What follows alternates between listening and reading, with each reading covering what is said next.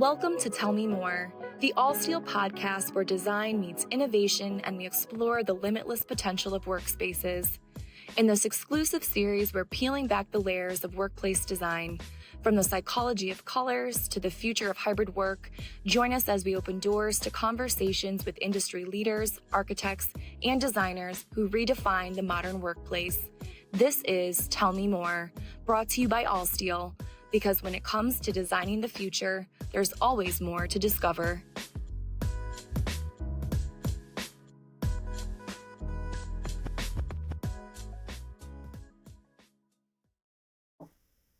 Welcome to Tell Me More podcast. I'm your host for today. I'm Andrea with Allsteel, and we're going to have a fun conversation with Chris. Chris, tell us about yourself.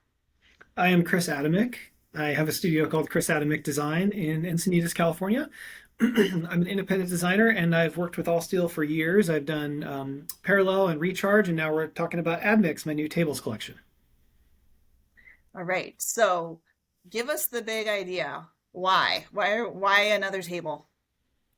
Well, it's an interesting time to be doing this because when Allsteel kind of reached out to me to design a light scale table system, it was an obvious product gap. It was a growing category. It's something everyone needs.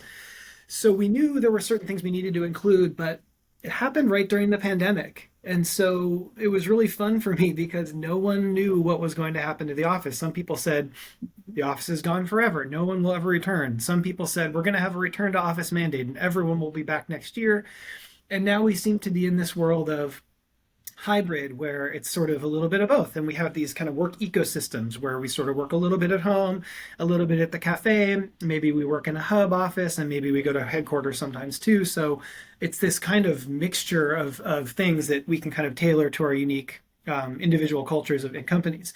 And the key takeaway for us was nobody knows what's going to happen. Even in the best of times, probably we didn't. We were probably convinced we did, but we didn't. And now even more so, people are requiring flexibility because companies don't know what's going to, what to do with their real estate, what's going to happen with their workforce. So we knew that was going to be a key attribute to the table system. And so we took this idea of flexibility and adaptability into the design of the product and approached it from kind of two angles. One was from the user perspective, right? User-based adaptability. How can a user come in and make the most of their time in the office, like reconfigure space, feel agency over their time and the place that they're in the office? And we have lots of details we can talk about that speak to that. And the other is specifier. Before you get into real quick, before you get into the specifier piece, I think I want to tease that out just for a moment more, because we've been having conversations around how, as an individual, I now have the agency, to use your word, in where I want to go for a given day. I can stay at home because maybe I do really, really good focus work at home, or maybe I'm going to choose to go into the office because I want to innovate or collaborate or socialize. And so I have the choice to be where I want to be, and then having a product line that I also can have some control over the use case of it, right? I can move it around, I can make it flexible, I can orient it or change it in a certain way to, again, help with that intentionality behind whatever it is I'm trying to do that day to be the most productive. So I think that really enables that. Okay, moving on to the specifier side. Yeah, well, you bring up lots of good points that we can elaborate on for forever. The specifier side is also interesting because, as I said, organizations and companies kind of don't know what's coming, and so they need to be able to tailor something to their space now, but know that in the future they'll be able to the products they specify will be able to continue to be used. I also wanted to make it fun, for specifiers from a certain perspective. So what that means to me is we kept it super flexible, right? There's 4 different heights that we offer tables in, right? Lounge, which is continental, standard, counter, and bar. We offer all different size tables, from personal tables all the way up to large conference tables, all different top shapes, starting with squares, rounded squares, boat tops, racetracks. We did things that have different connectors where you can weave tables in little bands and ribbons around the floor plate. We did disc tables that are like these rings with an open center, all different types of things to make it easy for specifiers. One of the things that we noticed, one of the key pain points we noticed in our research was that people would order tables with, say, 4 feet on them, and a year later they would say, "Gosh, I really need these tables to have wheels on them or casters." How easy is it to add those? Then they would add casters, and the table suddenly 3 inches higher. So one key detail we made, just to speak to that point, was to make interchangeable caster and glide feet that make the table end up being the same height. So if you order a table with 4 feet, in a year you could order a caster set, swap those out very easily in the field, and all of a sudden your table is the same height but has 4 casters.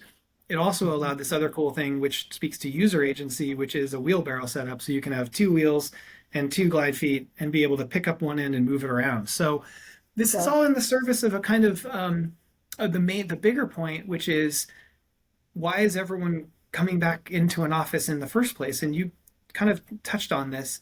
For some people, it might be heads down work, right? You have little kids at home, or some it's very noisy, or you live in a small space, so maybe you need a space to do heads down work. But for the most part, we want to focus on high value activities, right? It's not super high value to use commercial office real estate for a little heads down work or check emails or whatever. The highest value is the things that can't be done remotely: creation of culture, tribal knowledge, like going in and sharing that tacit knowledge you can only pick up in face-to-face conversations, right? Like, yeah, like, I'm looking at you in the eyes and I can see you and you'll remember me. And especially for young workers coming up, being able to have that kind of networking and mentorship in person is like, it's super key.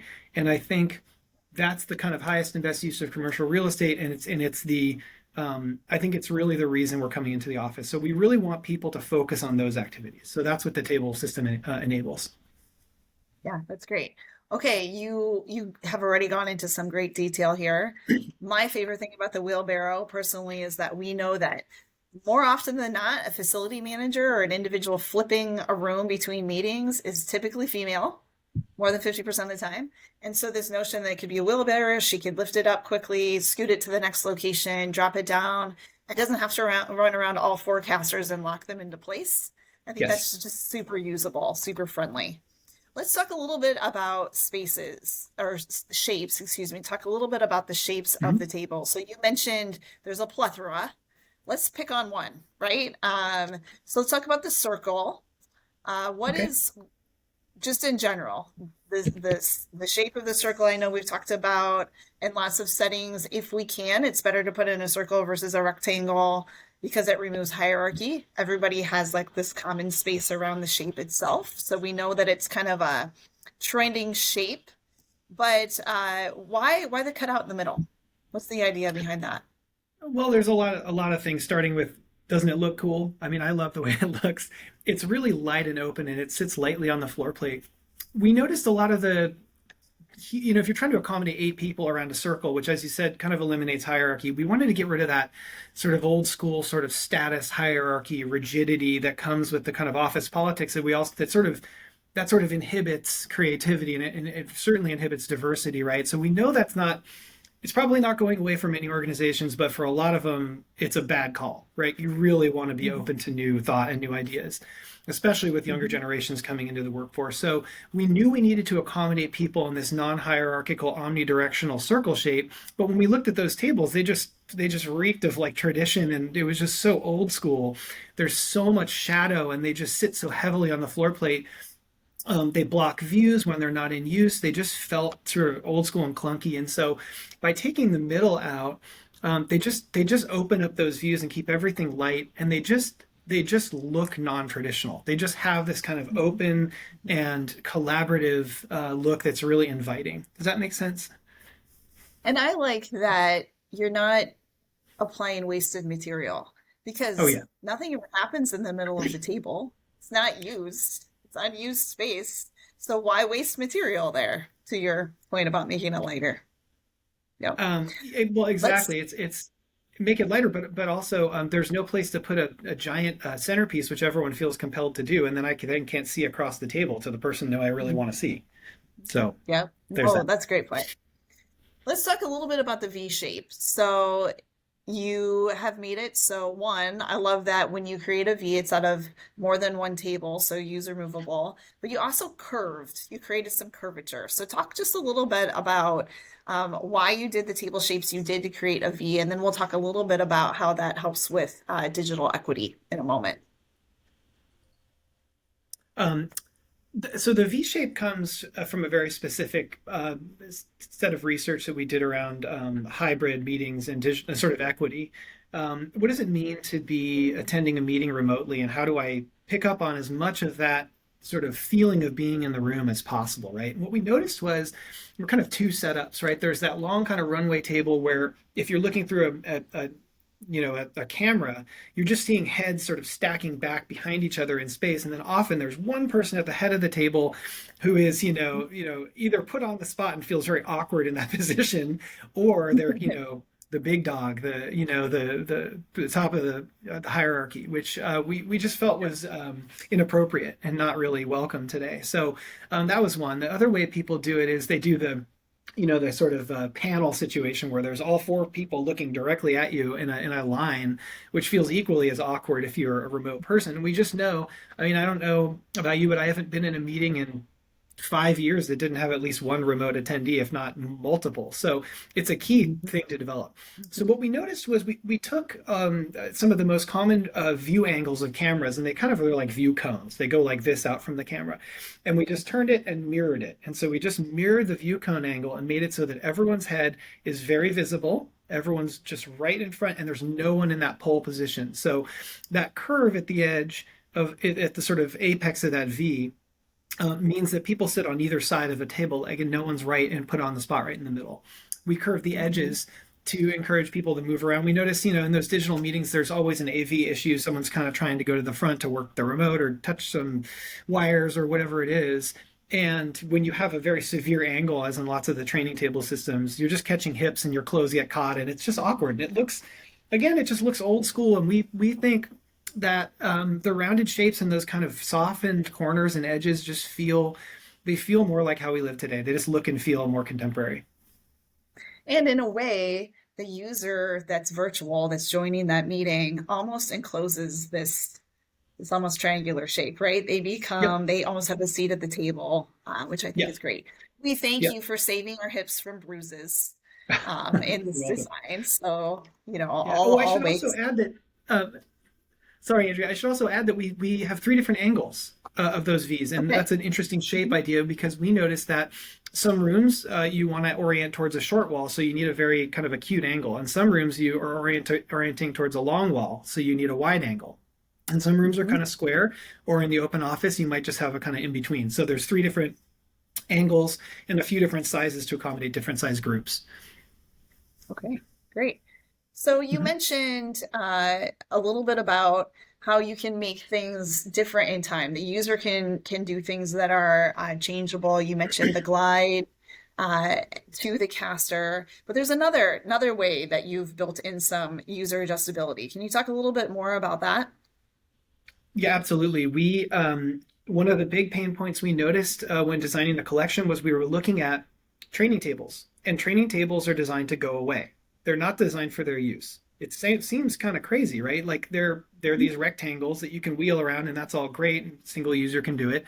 But really they're designed, the whole engineering behind them, the whole thought about the legs at the edges and the single post is so that these things can flip up and then be pushed away out of the room. And we were just thinking, what a waste of space. Like we need to be able to change the way the tables operate and continue to have them be used throughout the day and design for that rather than design for these things to stack away or go into a freight elevator, or at the best possible use case, they have a whiteboard and they sort of become useful in the corner. So we said, what if a single user could pick up the end of a table and slide the legs into whatever position they want them. We've all been at a dinner where that leg is right in between ours and we can't really sit comfortably, or we're forced to sit at the edge of a table that has a base right there and you're kind of sitting sideways and it's very uncomfortable. So we took a look at that and thought of some basic use cases about how that might play out. So we thought, what if you were to walk into a training space in the morning and everyone is facing a single direction, right? So it's rows of tables end on end. The legs are at the very edges of those tables and they sort of meet up. Where two tables meet up, you have the legs together and you all face one direction. And then maybe later that turns into a collaborative setting where you take those same tables, turn them towards each other. You can do that easily if you have a wheelbarrow set up, for example. One person can do that. And then you take all the legs and push them to the inside, and all of a sudden you've got a collaborative setting where you can sit all the way around the table. So what we're doing is we're giving you a single table that can be used throughout the day for all these different settings and all these different setups, instead of one where it just kind of has one or two main use cases and it has to go away to make room for something else that presumably has to come from somewhere else and roll in. So that's the big idea there. And I like it too. It's not just throughout the day, but it's over time. You know, we think about from a sustainability perspective, both with the glide to caster and vice versa, and then the inset legs versus the outboard legs. Maybe they were planned into a front area day one, and then 5 years later, they need to be moved into a cafe setting, etc. So really making it modular in a sense just expands the use case, the longevity of the product itself, which we all love. Yeah, I agree. Couldn't agree more. I pretty much, I approach this like as a universal design principle. I want my things to last. I want people to, I want them to have this kind of longevity to them, and people can see them being used long term. Another great example of this collection that I think people probably don't notice is the media wall. What we noticed with media walls is a lot of times people will do a full install of media screens in a wall. They have to route all the electronics behind some drywall, and then they have to figure out how to make that wall interesting. So they put a wallpaper on it, or a paint color, or cabinetry, or built-ins. And then they get a runoff table that has to be bracketed onto the wall. And then the AV people can't reach the electronics when they need to easily, so they're cutting into the wall. It's just this kind of crazy thing. And then, oh, guess what? Our real estate footprint's changing, and now we have to just demo all that, and we can't use it again. So our media wall is consciously something that has a soft color palette. You can put on whatever textile you want on that big backdrop, and so that's color, that's texture, that's material. And then below that is a cabinet that has swing doors, and you can just open that up, and that's where all your AV equipment goes. And it's just two Z clips that go on the wall. You hang it on the wall. You've got a target. You've got a kind of something that draws attention. It's got depth and life to it. It's very easy to use. You can do it with or without a runoff table, and all different shapes and sizes, 4 different heights. And it can be used in everything from a small kind of breakaway or Zoom room to a larger conference setting. So to me, that's longevity. When you're done with it, pick it up, put it in a different room. That's pretty easy to do. Yep. When the technology changes, it's easy to access those wires and cords, etc. That's great. Yep. What about the lectern? What's unique? What's different? Did we even need a lectern? What's the why behind that? Yeah, great question. That's a really fun one. That one's called the satellite table, or that's what we call it. And the reason we call it that is because it's something that just kind of hovers around the gravitational forces of other applications. It doesn't even have to be an Admix table. It could be any table. We noticed this problem in our research where people order tables. There's not a great floor monument place to plug in. So a lot of tables are just not powered for that reason. There's just no real good way to get power to these tables. There's always an outlet on the wall somewhere. So people have this problem of how to bring power to a table. So we thought, well, what if we did a counter height table that was on wheels, and you could just roll it in and just plug it into the wall, and it would bring power ports to as many people as you want. Ours has the ability to do 3 power ports with, I think, 2 simplex outlets, USB-A and USB-C on each. So it's just this crazy workhorse that you could just put it, you could imagine bringing it into the V table, for example, and rolling it right at the apex there, and 3 people can plug their stuff in. And when you're done with it, you can unplug it, wind we have a really nice braided cable. It's really nice looking, nice to the touch. You can wind that around this universal hook and roll it into the corner for next time. The other thing it does, which as you mentioned, is it's like this impromptu lectern. Like I do this all the time. I go into an office and, Chris is here. Let's have him present this project. And I didn't know I was presenting, but all of a sudden I need a place to put down my laptop or my tablet, and I don't have a place to put water. This can be used as that as well. So it just rolls into place. That's great. Well, in the spirit of the Tell Me More podcast, I want you to tell me some more. So I got a couple other questions, and then we'll wrap here. So the notion of a home base. So within a training room, I don't know how many of you listening to this have gone into some long week of training, and we're creatures of habit. We sit in the same desk, even though it's not assigned to us, same table day after day. And you got your stuff that you're bringing along. So how did you kind of take that into your thought process when you were thinking through kind of home base? Well, there's a lot there. We looked at social cues, like everyone feels compelled to put their jacket on a chair where they're sitting if they have to get up and leave, so everyone knows that they're there. But there's further questions, like even if you have your jacket on a chair and you're sitting there and you're at a space where people are free to kind of come and go, it could be a training session. It could just be open office or, unassigned spaces. How do you know where it's socially appropriate to sit if there's no chairs? It's like, especially we're doing a lot of like canteen style tables that are, up off the ground, bar height, counter height stuff. How do you know where your space ends and someone else's begins, right? Where do you put your stuff? Like if it's not your desk, do you feel real comfortable putting your stuff just on a table somewhere and leaving? So we tried to create almost like a nice sort of welcome mat, which is, it's a desk mat and it's very soft. It has soft round edges. It kind of curves over the lip of the table. So if you're like leaning over on it, it's soft on your arms. If you were to like toss your cell phone on it, it'll stop and it's very soft on devices. We created a tray that's very tight to the undersurface of the table. And so if you're having a collaborative setting and you have your sunglasses on because you were just outside doing a phone call, you can put them in there. You can put your phone in there and just get them up off the surface of the table. And we created a universal hook, which just allows people to put whatever they might need, like headphones. A lot of people are using noise canceling headphones. So you can hang that on the hook. You can put your bag there. You see this often in hospitality settings, right? Like the bar, the restaurant, they all have those kind of hooks. So we just brought that into these tables and it just makes it sort of an obvious place for you to be and just kind of says that you're supposed to be there and it shows you where to be relative to everyone else. Yeah, I think that's great. So we focus quite a bit on meeting spaces and training rooms. Last question for you. What other space typologies did you have in mind when you were thinking through this product line? Well, the interesting thing is we sort of thought these can go anywhere, right? I mean, it's sort of like, will we have large conference spaces in the future? Probably for some organizations you need them, maybe not for everyone. We knew that we needed to be able to create tables that went from very small kind of bite-sized single user tables all the way up to big collaborative setting tables and everything in between. We created tables that kind of layer over each other so you can create meeting spaces that have equity in terms of posture, so people feel free to join and leave as they please. Those can be used everywhere from, a break room to open office. So there were some specific use cases around, Zoom rooms and say private office or, cafe, all day cafe settings. But in general, we tried to create these to be so useful that they could really go anywhere.